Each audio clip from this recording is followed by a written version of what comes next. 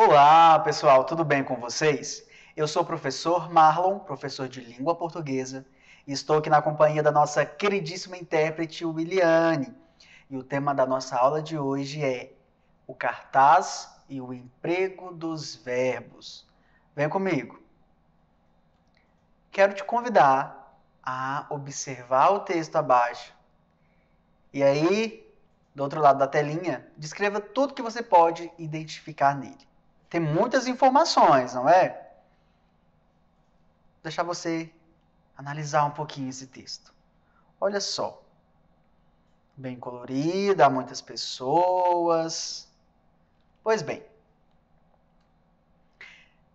Nessa imagem, nós vemos 8 mulheres e elas estão todas em posição de combate, de luta. Algumas informações textuais saltam aos olhos, estão maiores, como, por exemplo, 8 de março. Quem não se movimenta não sente as correntes que a prendem. A última frase, escrita entre o desenho de punhos com algemas que foram arrebentadas.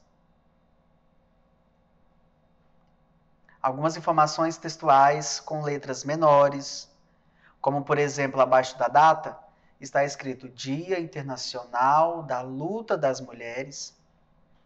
E também nós temos basta de privatizações, uma faixa mais ou menos no meio dessa imagem.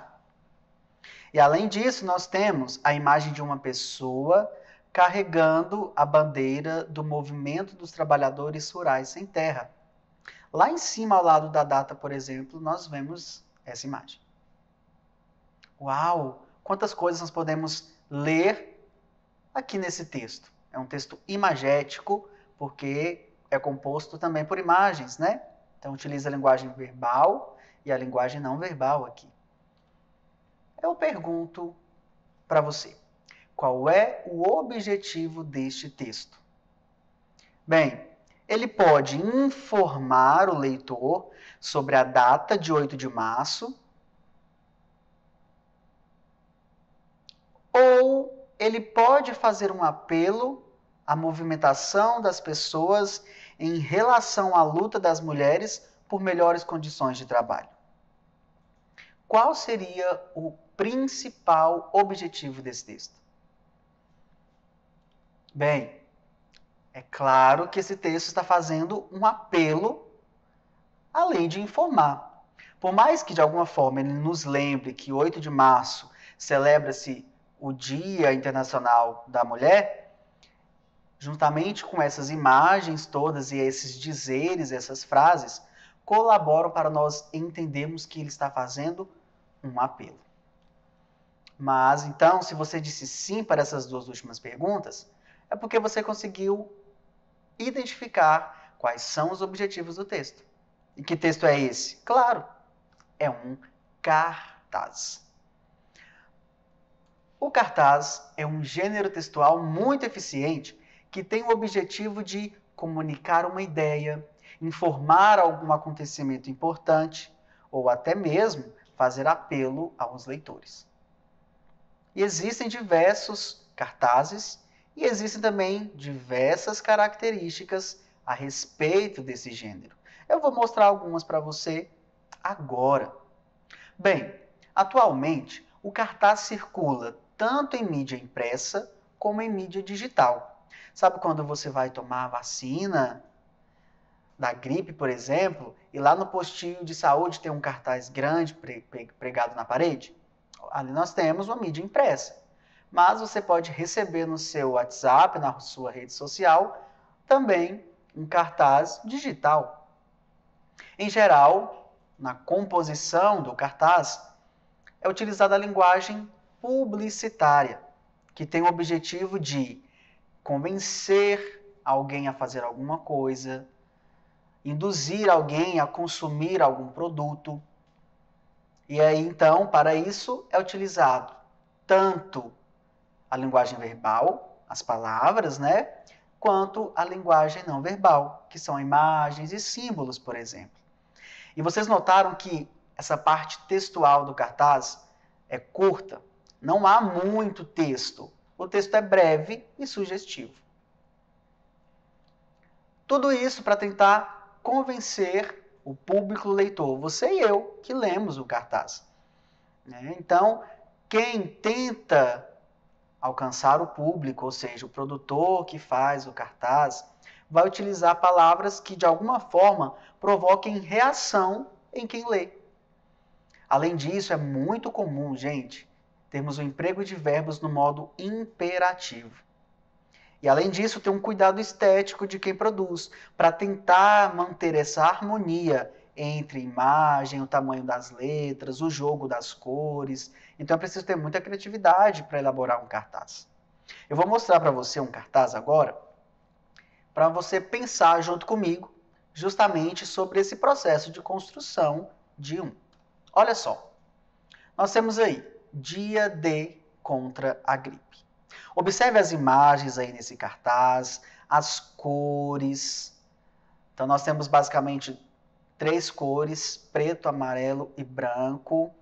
Embora nós temos o fundo todo na cor preta e os textos nas 2 outras cores citadas, né? Observando esse cartaz, você acha que ele apresenta uma informação ou ele está fazendo um apelo para a sociedade? Como você vê as informações dispostas no cartaz? Elas estão organizadas ou não? Bem, a imagem aqui pode estar um pouco pequena e tem muitos trechinhos aqui que eu vou destacar para vocês agora. Até porque eu quero chamar a sua atenção para os verbos que são empregados nesse cartaz. Antes disso, observe que logo abaixo de dia D contra a gripe, está escrito numa faixa amarela bem grande. É neste sábado, 4 de maio. Abaixo vai informar quem está habilitado a tomar a vacina contra a gripe. Os grupos, portanto, habilitados, hábeis a tomar essa vacina. E agora eu vou chamar sua atenção para os verbos que aparecem aí. Por exemplo, procure uma unidade de saúde e leve a caderneta de vacinação. Temos 2 verbos aqui, procure e o outro, leve. Do outro lado, numa frase maior, está escrito: não coloque a sua vida e a de quem você ama em risco. Vacine. Temos aqui 3 verbos: coloque, ama e vacine. Conseguiu identificar junto comigo esses verbos?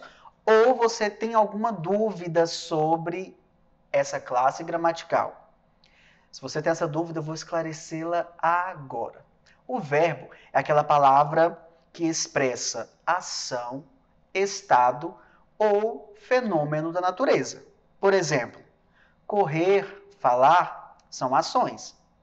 Ser e estar são estado, indicam estado. O dia está bonito. É um estado do dia de hoje. E chover, trovejar, são fenômenos da natureza. Bem, o verbo, além de indicar isso que eu acabei de dizer, ele pode ser flexionado, conjugado em 3 modos verbais. O modo indicativo, o modo subjuntivo e o modo imperativo. Cada um desses modos tem as suas formas de flexionar, de conjugar os verbos. E eles dependem de qual é a pessoa, se é primeira, segunda ou terceira pessoa, se é do singular ou plural, ou seja, o número, para que possam flexionar. Vamos então checar aqui rapidamente cada um desses modos verbais. O modo indicativo, ele apresenta 6 tempos verbais. É um dos maiores que temos, né? Porque ele apresenta muitas possibilidades de flexionar os verbos. É o tempo presente, o pretérito perfeito, pretérito imperfeito, o pretérito mais que perfeito, e o futuro do presente e o futuro do pretérito. Além desse modo, nós temos o modo subjuntivo, que apresenta 3 formas verbais no subjuntivo simples, que é o presente, pretérito imperfeito e o futuro do presente, e mais 3 tempos verbais no subjuntivo composto, que é o pretérito perfeito, pretérito mais que perfeito e futuro do presente. E por fim, o modo imperativo, que é o mais simples, apresenta apenas 2 formas, o imperativo afirmativo e o imperativo negativo. Professor, pelo amor de Deus, quantos tempos e modos verbais? Realmente, são muitos tempos e modos verbais. Mas nós vamos estudá-los agora por meio de exemplos para facilitar esse processo para você. Olha só, o modo indicativo é aquele modo onde os verbos geram sentidos de ações certas, de fatos. Nós usamos esses verbos o tempo todo. Eu tenho aqui 3 exemplos. Olha o primeiro. Ele fala demais. Aqui nós temos o verbo falar, que está flexionado na terceira pessoa do singular do tempo presente. Ele fala demais. Próximo verbo indica também uma ação certa. Estudei a aula sobre cartaz. É uma ação certa. Eu estudei. Estudei, o verbo está em que tempo? No tempo passado. E foi uma ação perfeitamente concluída no passado. Pretérito perfeito. Agora, se você quer dizer que essa ação ela costumava acontecer no passado, aí você poderia usar estudava. Eu estudava a aula sobre cartaz. Aqui nós temos um pretérito imperfeito. Terceiro exemplo. Maria e Tiago correrão no parque amanhã. O verbo correrão, que expressa uma ação certa, um fato, ainda acontecerá. Portanto, está no tempo futuro. E observe, nós temos aí 2 sujeitos, Maria e Tiago. Portanto, são eles. Então, está na terceira pessoa do plural esse verbo. Vamos agora para o modo subjuntivo. O modo subjuntivo é aquele em que os verbos geram sentidos relacionados à possibilidade, hipótese, desejo. E aí, olha só, geralmente, na terceira pessoa, ele vai acompanhar o quê? Olhem aí, que ele fale o mínimo possível. Então, a frase, a oração, melhor dizendo, sendo introduzida pelo que, está dando a ideia de hipótese, de possibilidade, de desejo. Alguém deseja que ele fale o mínimo possível. Próximo exemplo. Se eu estudasse a aula sobre cartaz, tiraria 10 na prova. Tá vendo que é uma hipótese e começou pelo se? Veja o terceiro exemplo. Quando Maria e Tiago correrem no parque, muitos ficarão admirados. Então, aqui a ideia de futuro que está associada à hipótese, à possibilidade. E, por fim, o modo imperativo, em que os verbos geram sentidos relacionados à situação de ordem ou pedido. Então, quando alguém pede para você fazer silêncio, faça silêncio, por favor.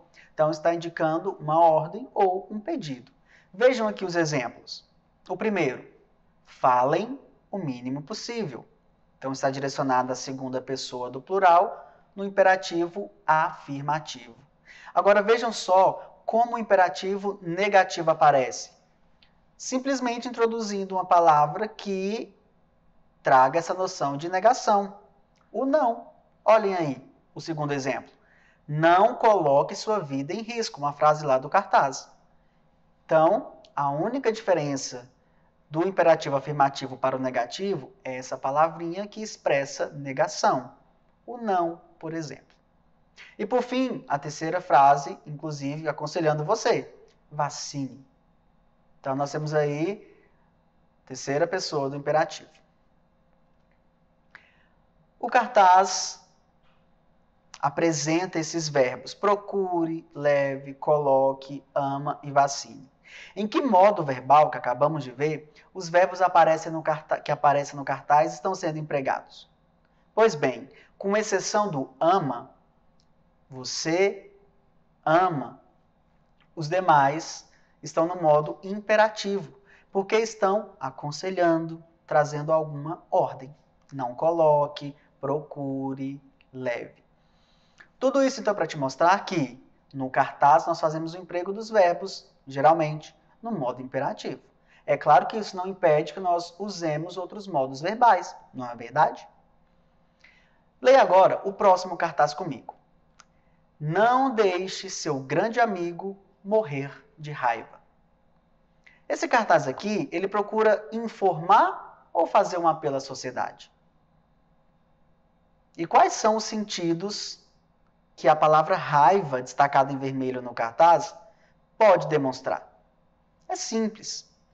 O cartaz ele tem um objetivo, diferente do primeiro, que estava informando sobre a data da vacina, tem o objetivo de fazer um apelo para que você não deixe seu cachorrinho morrer de raiva. E olha que engraçado. O produtor desse cartaz está brincando com essa palavra porque traz mais de um sentido. Pode ser raiva no sentido de ficar furioso, mas também no sentido de morrer de uma doença infecciosa, viral, aguda, grave, que pode infectar os animais mamíferos. Então, ele brinca com essas possibilidades, mas na real, na verdade, está falando sobre essa doença que alcança muitos animais, infelizmente, né? Então, vamos retomar qual é a função social do cartaz.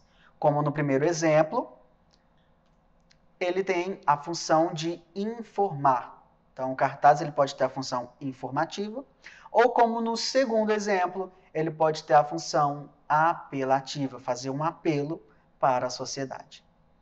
E é claro que antes de terminar nosso encontro, eu tenho que te dar algumas dicas a respeito de como planejar um cartaz, não é verdade? Vem comigo, olha isso. Para produzir um cartaz, é preciso, então, planejá-lo.